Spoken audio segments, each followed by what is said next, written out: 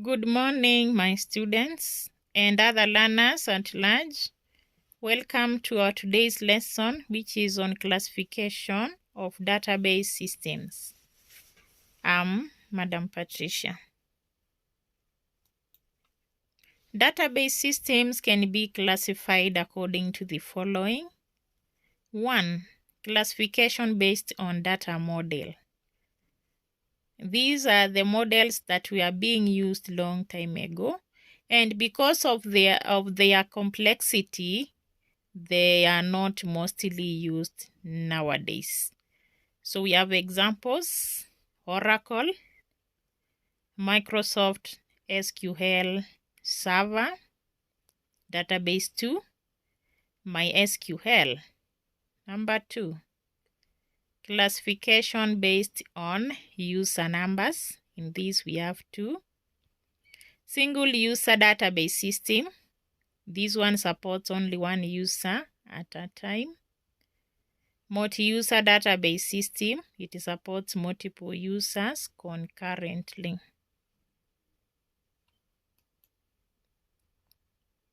Classification based on database distribution.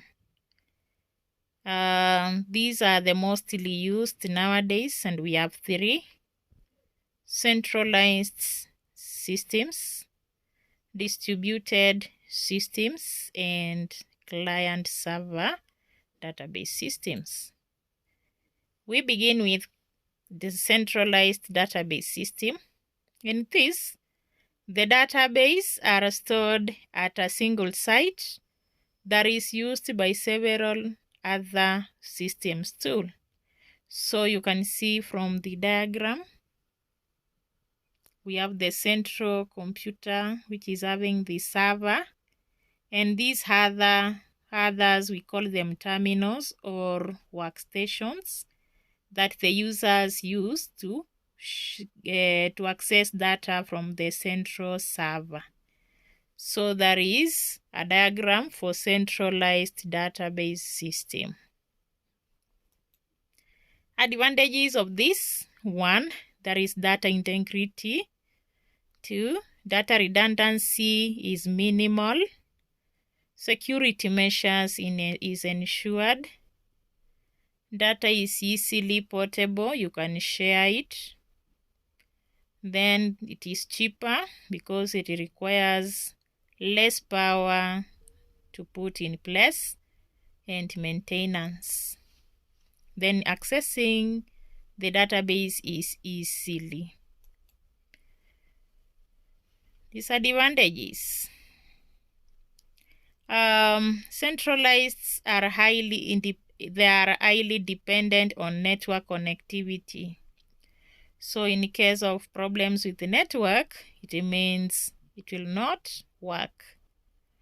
Bottleneck can also occur as a result of high traffic, because everybody is accessing data from the central server. You find it will get some problems when it is time of accessing data and everyone is accessing.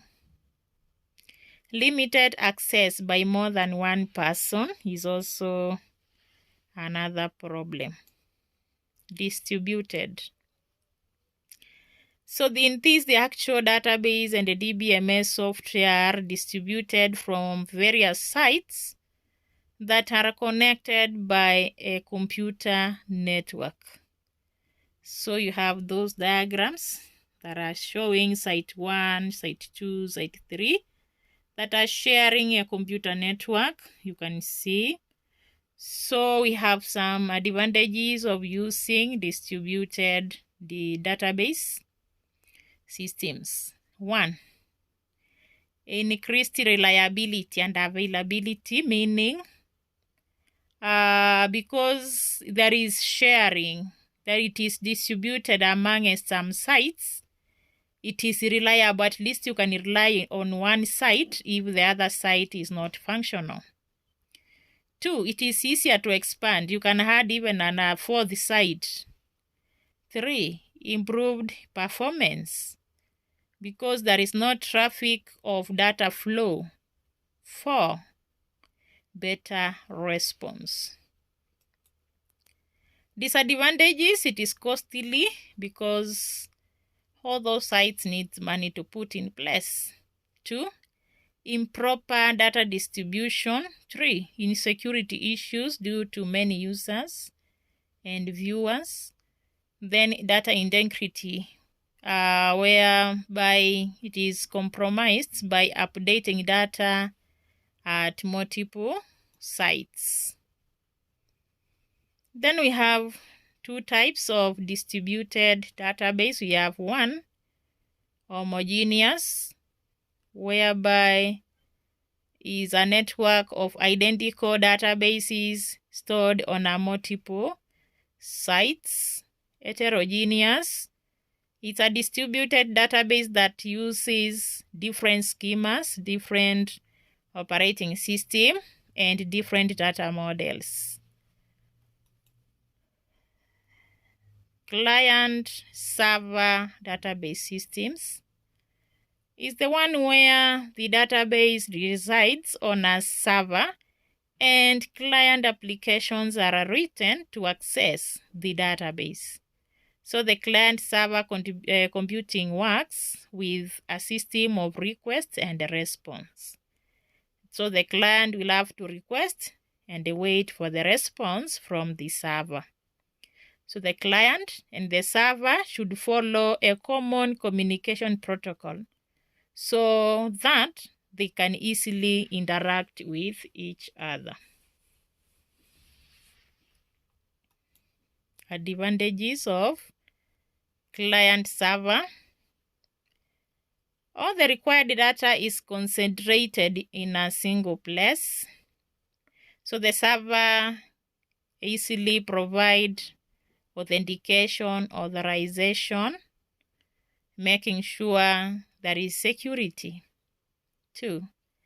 Data can be accessed efficiently. 3. Is easy to replace, upgrade, and relocate the terminals in the client mode. All the terminals or nodes, e.g. the clients and server, may not be built on the similar platform, yet they can easily facilitate the transfer of data. Disadvantages. If all the clients simultaneously request data from the server, it may get overloaded, and these may bring congestion in the network. If the server fails for any reason, then none of the requests of the clients can be fulfilled. The cost of setting and maintaining a client-server model is quite high. And that marks the end of our lesson today. Welcome some other day. And remember to subscribe if you have not subscribed. Thank you so much.